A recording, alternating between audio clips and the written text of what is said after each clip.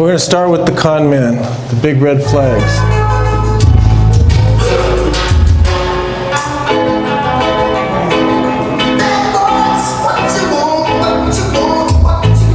So these bad boys here, Reed Slatkin, Tom Petters, Alan Stanford, and Bernard Madoff, these guys stole billions of dollars. But as we go through these guys, and I'm going to cover a couple of them today, I want you to remember that every year there are dozens and dozens more just like these guys stealing 10 million, 50 million, 70 million, 100 million from people.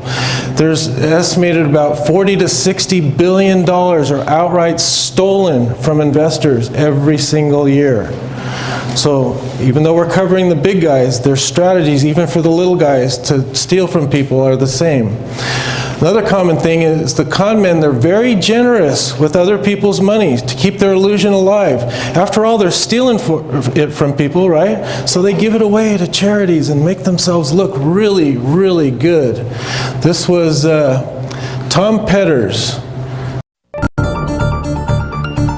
In this episode of American Greed, in Minnesota's Twin Cities, billionaire Tom Petters is the face of business success.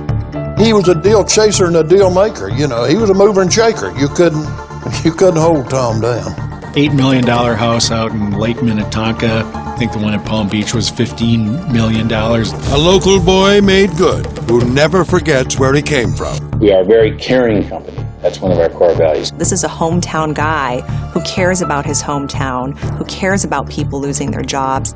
This guy is the real deal, nothing to worry about. There seemed to be no reason at all to suspect that something was awry. Everything about Petters is blue chip, or so it seems. His companies include iconic American brand Polaroid, Sun Country Airlines, and retailer Finger Hut.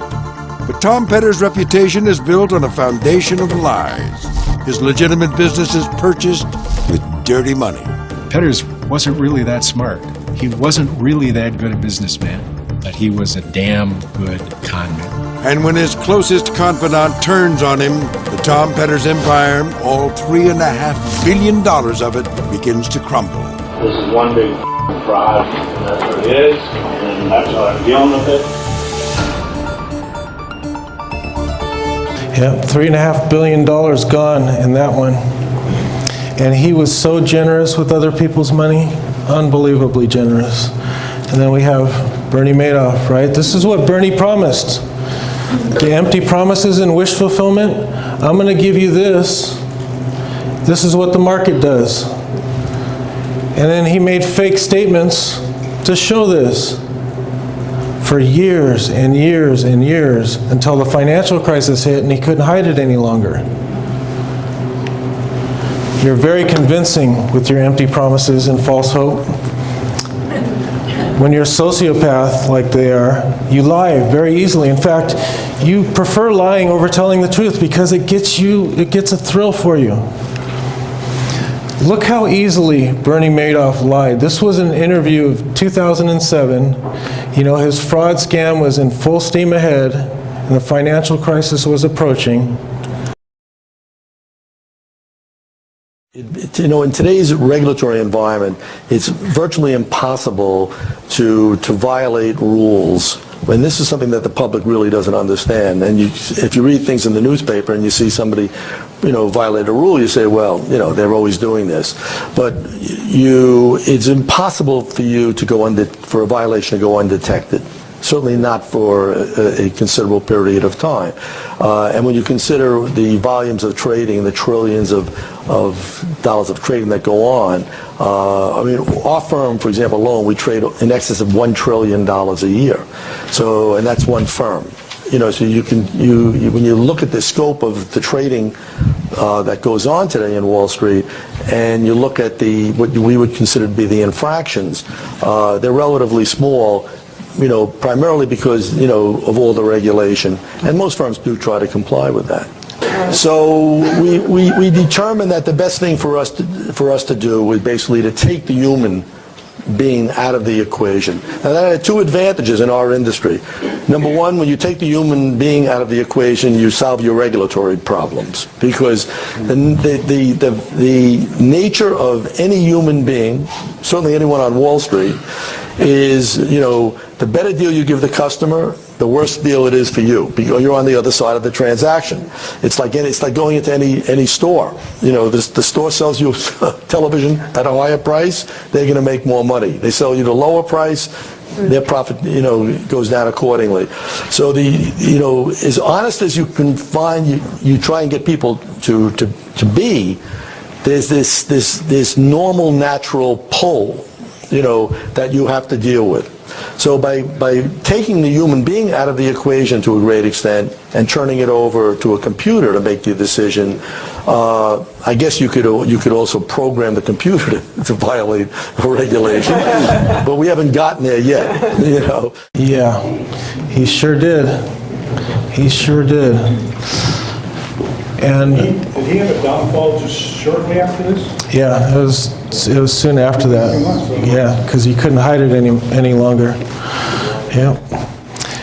And I'm going to show you the victim videos from Bernie Madoff and another one a little bit later, because it's really, really important that you guys see this. And you can find hours and hours worth of victim videos. And when I prepared for this several years ago, it was really tough for me to watch all of that and just kind of think, we've got to help our investors so that this never, ever happens to them. A New York money manager who lost more than $1 billion in Bernard Madoff's alleged Ponzi scheme has apparently committed suicide. Madoff is accused of swindling investors out of billions of dollars. Mr. Madoff really has sort of set off a financial neutron bomb here. All the victims, I think, are kind of sitting around their dining room tables, going through bills, trying to figure out how to make the next payments on the mortgage and pay off their credit cards. So I said, he's not taking new money, I didn't think. He wired me my money the day after I asked for it. So why a Ponzi scheme? But then people would always ask me, since I'm an economist by education, how does he do it? When the market was really hot at 25%, 30%, I was getting 18, 19.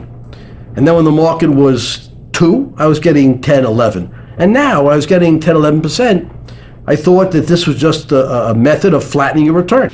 Now, the result of this last catastrophe of December 12th. 11th it was. Or 11th, we don't care for that. It's okay. We have had to cut off everything.